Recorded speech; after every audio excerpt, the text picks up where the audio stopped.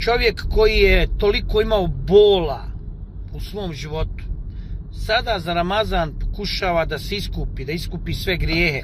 Rećemo šta je to na njegovoj duši. Prvi put kad sam rekao bio je šok, u suštini nisu ni znali generalno. On nije da sam krio, nego to je šok za neko ko je u Srbiji. Kada sam ušao u reality broj 3, tamo gdje sam bio, ja sam tada već bio musliman, vratio sam se islamu. Jovana te je prihvatila takav kakav si, ono što vidim, ona uživa u tim tvojim klipama koje ti praviš na tu Jovana je stvarno neko. Ona nikakav kontakt sa islamom nije imala. Ona toliko mene ispoštuje. Znaš kako, kad mi kažu ideš u Saudijsku Arabiju, ja kažem idem u Meku i Medinu, inšallah, ako Bog da. Komu je govorio da će izaći na pravi put i kako mu je u dobrom kolektivu, u hajpu, je pravi velika čuda.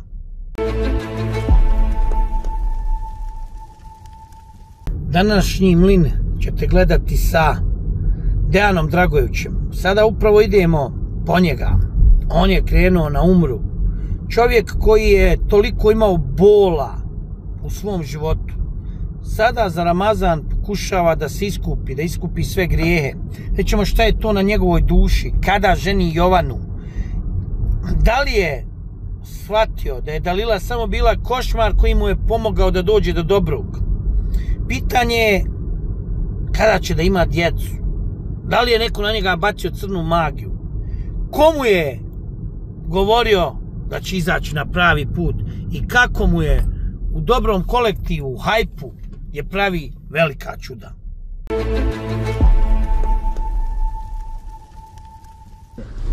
Čeo se ja naklati na vamo, a? Tako, bravo, sad smo, evo vidi, Sarajevo, Ramazan. Opet ti i ja. Opet ja i ti, ali ovaj put u autu je budući hađija, jel? Pa nije, ako Bog da, hađe, brate, Boga mi je skup. Pa dobro, ali ti putuješ. Putujem, kažu da je umra obavljena u mjesecu Ramazanu kao da se obavio hađ sa poslanikom Muhammedom. Pa o tom ti govori. Pa da, a volio bi hađ. Baš hađ, ono. A evo idemo sad od umre. Pa postepeno, da. Poslije umre nema zazancije, sve znaš. Je li Jovana svjesna? Svjesna je, brate. Stani, vidio sam da je Dernek bio, ispratili su te. Jeste, kako, šta bi? Dernek.ba, brate. Da, kako, šta bi? Pa ništa, kući, mi uglavnom organizujemo. Kada ti samo vidi, ovo ste što porem. Ili ovo ovaj slijepi put, nešto se, nema veze. Nema veze, pod abdestom sam, pa šta? Maša. Osiguran i auto. Reci mi kako bi, ti si izrazio želju od... Čekaj, ja ću skinuti jaknu. Naravno, kod mene se grije, ja nešto jedim. Radi kod tebe, Boga mi si upekao ovdje, brate. Biću kao ćevap na roštilju. Šta si bio pitao? Kako bi, kad si svojim rekao, vidio sam da je bilo veliko slavlje, veselje. Jeste, pa dobro, sad je drugačije nego prvi put. Prvi put kad sam rekao bio je šok, u suštini nisu ni znali generalno. On nije da sam krio, nego to je šok za neko ko je u Srbiji, razumeš, odrasli su drugačije. Vidi, ti si, evo moram se sad vratiti, mislim, to većina zna, ti si imao taj neki svoj put i od kad si došao, ti si bio jedan zaljubljeni klinac koji je želio da promijeni svoj nekako život, ipak otišao si od kuće, upatio sa žene, to si ti imao nešto je tebe vuklo jače.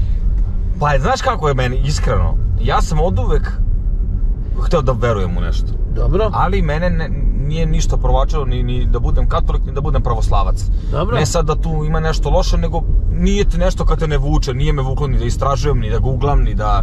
Dobro. Čitao jesam Bibliju, ali nije mi bilo to. Prvi put kada sam došao u Bosnu i... Pošto Dalila nije neka vjernica. Nemoj mi je, brate. Ne, stani, moram, nije ona neka vjernica. A nemoj mi je, brate. Stani, ne, pa izaći iz auta odmah. Neće, stani, pod abdesu, nije žena vjernica. Znači da nije to nije. A nije? Pa točno. A to onda ostaću ovdje. A stani, pa šta znam? Ona da izaći, pa ne može pa stani. Znači nije ona neka vjernica, bi ona tebi to sti znači. Ma nije bre, ja to ni ne, kakva ona i vera. Kako? Mislim, ne mogu ja da komentarišem, ne bi ja sad ni da se grešim po pitanju toga, Allah zna ko je kakav vernik i ostalo. Dok sam ja bio, nije bio, ja sam bio. Dobro, bila šuplja ko trap sira, hajde, ajde. Nije te ona, da li je taj dolazak u Sarajevo ti pomogao? Ti si ovdje provodio vrijeme u Sarajevu? Ja sam pre toga. A pre, toga. Ja čim sam prešao granicu, ja, brate... Čim si šepka se upatio ti Zmaja. Odmah nije dobio već na granici bosanskoj. Joj, znači to me interesuje, pošto znam kako ona funkcioniše, feta, sir, i razumiješ vamo odjednom i vidi, ja sam među prvim saznao to kad je tamo bilo. Ja sam saznao, meni su od ljudi neki izbahalali, kažu onaj ti je Dejan da ti znaš uvjeri. Tam kakav Dejan uvjeri, pitam neke ljude koji znam da Zdolka jest Boga. To je meni, znači da si ti to se držao i možda je tebi to i pomoglo, brate. Ja kažem ovako, ja sam godinu i po dve, ja sam kada sam ušao u reality broj 3, tamo gdje sam bio, ja sam tada već bio musliman, vratio sam se islamu. Dobro. Niko nije znao. Da, niko nije znao. Ali jesi bio kod jednog čovjeka na iftaru, ja sam to tako saznao. Pa viš da ja sve... A ja se zakažem kod pozdrav za njega, ja se zakažem i on kaže, ne smije ništa da se jede 2-3 sata, druže, ja postim, vrate, kakvo jelo, kakvo piće. Ovo sam, tako sam ja saznao. Niko nije znao, uopšte, ja sam i u realitiju bio. Niko nije znao da kad se ja pomolim ti možda se pomoliš kad zatvoriš oči. Ima puno načina kako ti možeš da klanjaš. Ja sam to radio i u realitiju i oni to nisu znali. Dobro. Mislim, nije mene dolazak u Sarajevo... Ne, ja sam mislio kad si sa njom živio, kada je imala radnju. Ja sam krenuo da istražujem, kad god uđeš u reality neko napada, spominje se vera, Islam je u medijima okarakterisan skroz drugačije nego kako bi trebalo. Ja sam uzeo da istražujem da vidim šta je to, gde sam ja došao, kako je to vera. Kod sam krenuo to da čitam, pecajka je bila lagana i... I vidi sad ovo, evo. Ajmo sad ovo reći, Jovana je tu, ja sam, moram reći, prošli Ramazan doveo na iftar, Dejane nikad je taj kod mene, previše kod mene, neće nikad na iftar doći, desilo se nešto, ja sam nešto prošli, znači Jovana bježi, smijemo, jelo bježi. Ja kaže, deći idem smijemo mu Sarvaj s nama, kaže, ma ne pada mi na pamet. Ona otišla za Gornji Milanovac. Vidi sad ovo, Jovana te je prihvatila takav kakav si, što vidim, ona uživa u tim tvojim klipama koje ti praviš znači ti si napokon, vidi, nakon i ti žena more naletio na pravu koja te razumije. Ja kažem, tačno je tako, Bog ti pošalje, Allah ti pošalje, to je neverovatno, ja kažem da me ispoštuje prvi put. Dobro. Drugi put, kada je bio Ramazan, onako, upoznavala se, da vidi šta, kako funkcioniš, ipak prvi put kad su bili... Da znate, Jovana gori, nije sad neki nije nego od 1 do 10 100 miliona, ali ga sluša. Hajmo sad dalje, nije kod Dalila, ja. Jemoj mi nju, dobro, ja sam, evo Marica, izađu, Marica, ako može sad da izlazi. Jel Marica? Jes. Prate nas. Čuvaju, brate, čuvaju te, znao si šta ćeš pitati i spomenuti. Jovana je stvarno neko. Ona nikakav kontakt sa islamom nije imala. Ona toliko mene ispoštuje. Kupila mi se džadu, tražila ona islamske ukrase da mi ukrasi stan. Da nekako tamo u tom malom stanu u centru Beograda doživim, trudi se da doživim kako bi trebao to da doživim, iako je teško. I svako je čast na tome, bez obzira što je pišu i svakakve komentare i vređaju, ona je pravoslavna veroispovest. Hajmo sad ovo reći. Koji je onda tvoj problem što ti ne ženiš, šta čekaš ti? Ja kada je ženitba u pitanju, ja sam tu, pa nije da ja čekam nešto, ja samo, krucijalan trenutak bi bio onog trenutka kad bi ona bila trudna. Ne sad da se čeka ona seljačka, ona kao trudna pa se ženi, ali... to je vama u krvi idejanje tako, čeku, pa ja ide, pa ne, to je i on fucking, jes tako, če i oj, sve da, pa... Da, misliš David? Pa ja David, David, on ne zna kome gostuje. David, sve ljubav, bebi, kad je vidio da je zalijepla, ma ide, nema derne kraj bazena, gori, stan, milion, sve, brate, sve, a krene, kaže, dete nosi svoju na faku. To je, ali vidi, to je živa istina, sad ću ja reći, ja ću sad ispričat, meni je na prvom djetetu se more predivnih stvari desilo, neka me na faka krenula. S drugim djetetom sam isto takvu na faku dobio da je to ti je živa istina, to vjeruj mi, ima za djecu kad kaj neko joj ne znam bil, znači svako dijete ima svoj na faku i dragi Bog svako dijete pazi, to je sigurno tako. Ali ja sam rekao, ženić ću Jovanu, to je to. Ali, to je najvažnije. Jeste, ali mi nekako sad, dok smo u tom nekom raskoraku, mi nije kao nešto što bi trebalo. Dobro, zna li Jovana kako ti trebaš ponašati kad se vrati? Ne znam, nek čita. Pa ja, samo kažem sad da znam kako je, pozdrav. Nek isprati. Znaš, mora ispratiti.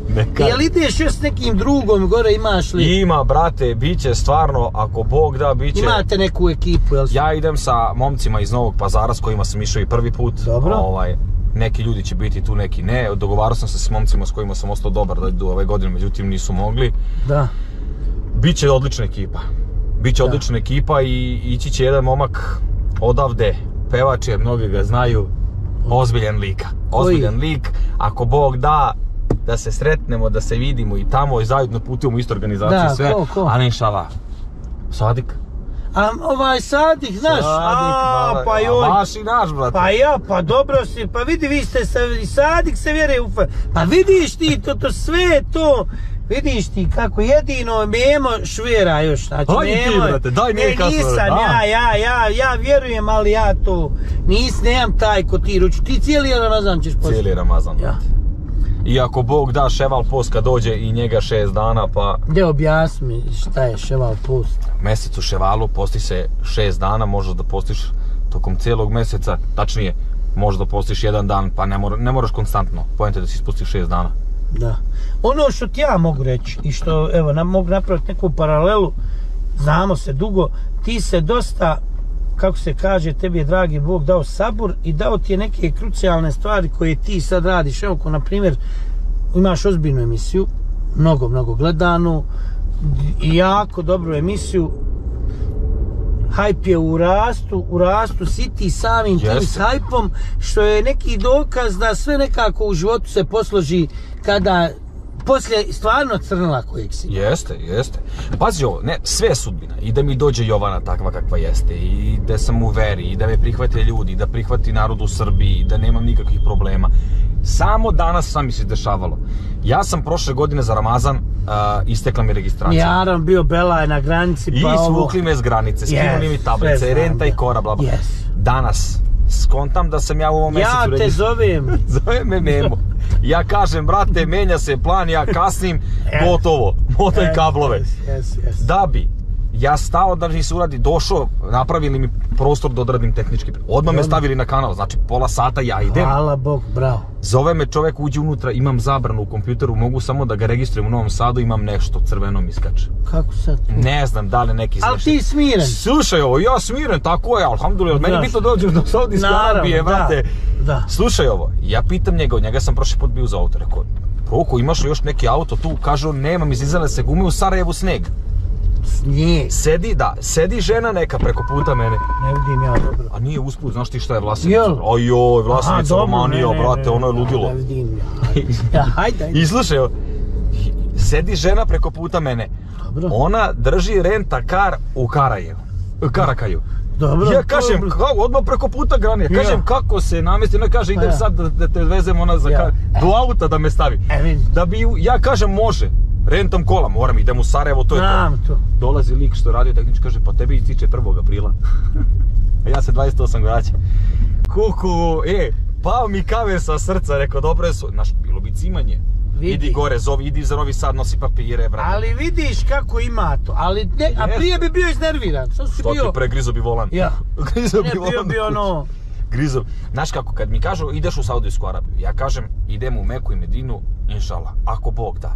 Ja kažem, dok ja ne sletim tamo, dok ne dođem do Kabe, ja nisam došao. Da. Vidi, Allahov poziv, sad može nešto mi se desi. Moglo je u putu nešto, pa eto, mogu sam ne pređem granicu, razumeš? Može bilo šta da se desi, ja kažem, dok ne stignem tamo. Da. I ne udarim selfie, ja nisam došao. Ma da. Ne znaš ti nikad. Kako izgleda to tamo? Prelepo. Jel? Znaš ti koliko je to? To je tu je džumu je klanjalo prošli petak, oko Kabe je samo bilo oko 800.000 ljudi. Oko Kabe, zamisli ti koliko je to prostor i tu svi stoji i kad kaže Allahu Ekber, kad se čuje na mikrofonu, to staje, to je gotovo, nema, ove što je hodao, on dok ide ezan, on traži mjesto gdje će da klanja se na ulici, staju kola, zatvaraju se prodavnice, znači kao u filmu. Da. Iste sekunde milioni ljudi staju, ono je osjećaj nevjerovatan, niko nikog ne gleda, niko nikog ne dira, nema gurki, ako nas je puno, gledaš da učiniš dobro delo. Ja sam išao, kupim kanister, pa sipam vodu kad je iftar, znaš, idem djela. Da se uzmem dobra djela. Uglavnom, znači, dobro djelo, inače radiš u životu dobro djelo. Da, to me Islam naučio. Nisam, znaš kako, kao, uvijek sam ja bio onako dobar, da pomognem, da ponesem, da pružim ruku, da ako je nekom loše. Ali nisam nikad to tako doživljavao, dok, na primjer, kroz Islam ja ne mogu sad, ako ja jedem ovdje da mi stoji neko ispred auta, nema trika. Nema teorije, uvijek dam i to ono. To su znači neki noviteti što si doživio. Eto, bit će ako Bog da i ženba. Reci mi, roditelji, jel imaš više sad vremena da se njima posvetiš? Pošto i tu bio taj period kad ste bili odvojeni. Kako sada funkcioniše sa svojim? Pa funkcionišemo u fullu.